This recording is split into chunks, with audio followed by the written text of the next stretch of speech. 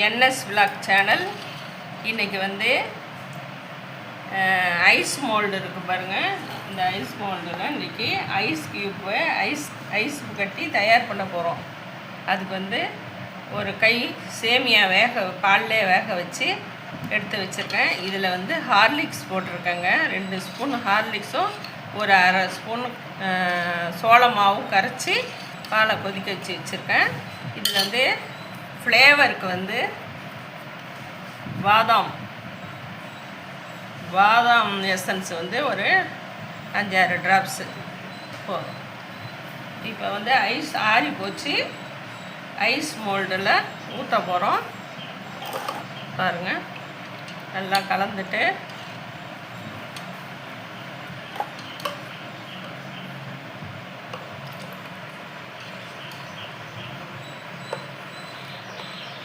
இதை போல் வெய்ய நாளைக்கு நீங்களும் ஒன்றும் பெரிய பயங்கரமான வேலையெல்லாம் கிடையாதுங்க. ஒன்றும் கம்மியாக வேணும் அப்படின்னு நினச்சிங்கன்னா ஒரு 10 ரூபா பால் பாக்கெட்டு வாங்கிட்டு அதில் ஒரு 10 ரூபாய்க்கு பால் பவுடர் அதையும் வாங்கி பால் காய்ச்சினதும் அந்த பால் பவுடரை போட்டு சர்க்கரையை போட்டு ஆற்றிட்டு நீங்கள் இதே மாதிரி ஐஸ் மோல்டில் நீங்கள் வந்து ஃப்ளேவருக்கு உங்கள்கிட்ட எந்த ஃப்ளேவரும் இல்லைன்னா 2 ஏலக்காயை தட்டி போட்டுக்கோங்க. ஏலக்காயை தட்டி போட்டு நல்லா ஆற விட்டு நீங்கள் இந்த மாதிரி போட்டுக்கோங்க. இதேமாரி எடுத்து நிரப்பிட்டு அப்படியே இந்த பிச்சு எடுத்து அவ்வளோதான். ஃப்ரீசரில் ஒரு 2 ஹவர்ஸ் 3 ஹவர்ஸ் வைக்கணும். அப்போ தாங்க அது ஐஸ் க்யூபாக ஆகும். நம்ம ஐஸ் சாப்பிட்லாம். ஏன்னா வெயில் ஹாட்டாக இருக்குல்ல, அதுக்கு ஏற்ற அப்படியே கொஞ்சம் சேமியாவோட கலக்கி ஊற்றுங்க. சேமியாவோட ஊற்றுனீங்கன்னா தான் நீங்கள் சாப்பிட்றதுக்கு க்ரன்ச்சியாக இருக்கும். வழியாக ஊற்றாதீங்க. அதை வந்து ஸ்பூன் போடும்போது அந்த மூடியை மூடும்போது உங்களுக்கு தடுமாட்டமாக இருக்கும். வழியும் பக்கத்து இதில் வழிஞ்சால் பிரச்சனை இல்லை.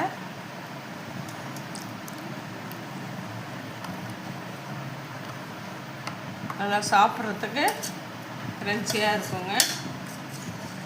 என்ன பண்ணுறது, அடிக்கிற வெயிலுக்கு எதையாவது வச்சு சாப்பிட்டே ஆகணும். பசங்க தவிக்குது. ஐஸ்கிரீம் ஆகிட்டு டெய்லி ஐஸ்கிரீம் ஆகிட்டு வந்து சாப்பிட்டாலும் உடம்புக்கு ஆகலைங்களா? அதனால் வீட்டிலே நாம் தயார் பண்ணிட்டோன்னா நல்லாயிருக்கும் இல்லைங்களா? பாருங்க, சேமியா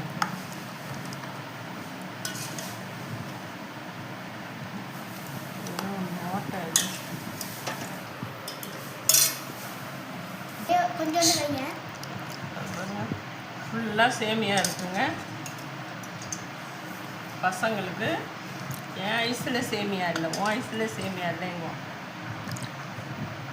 பசங்களுக்காக இன்றைக்கி சேமியா ஐஸ் ஒரு 2 ஹவர்ஸ் ஃப்ரீசரில் வச்சுட்டு உங்களுக்கு எடுத்து காட்டுறேங்க.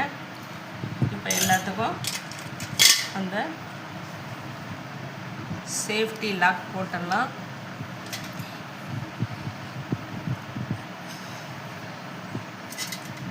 இது வந்து நம்ம ஒரு 3 மணி நேரம் விட்டுட்டு எடுத்துகிட்டு லைட்டாக அப்படியே பைப்பில் சிங்கில் ஒரு கழுவுனிங்கன்னா டக்குன்னு ஐஸ் வந்து வந்துடும்.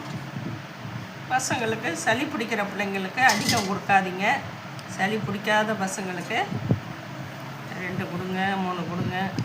இது என்னன்னு தெரியல, ஒன்று டேமேஜ் ஆகிடுது, அவ்வளோதாங்க. இப்போ இதை வந்து நம்ம ஃப்ரீசரில் வச்சுட்டு ஒரு 3 ஹவர்ஸ் கழித்து உங்களுக்கு நான் எடுத்து காமிக்கிறேன். ஐஸ் ரெடி ஆகிடுச்சா பார்ப்போமாங்க. ரெடி ஆகிடுச்சு, எடுக்கலாமா? வாவ், சூப்பரான ஐஸு சேமியா ஐஸ் ரெடிங்க. வாவ்,